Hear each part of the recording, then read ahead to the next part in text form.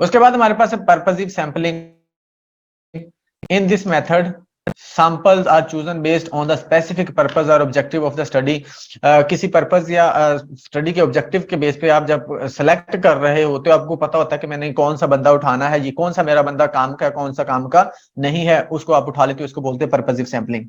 ठीक है, according to need. For example, a researcher may want to study the experience of cancer patients, so they would select a sample of patients who have been diagnosed with cancer. मतलब कि आपकी study के according या आपके जो objective है उसके according आप जाके लोगों को ले लेते हो। ये पिक्चर के हिसाब से भी आप देख सकते हो, ये आपके पास लोग थे यानी कि पॉपुलेशन है, उसमें से आपको पता चला कि ये बंदे मेरे काम के, इनको आपने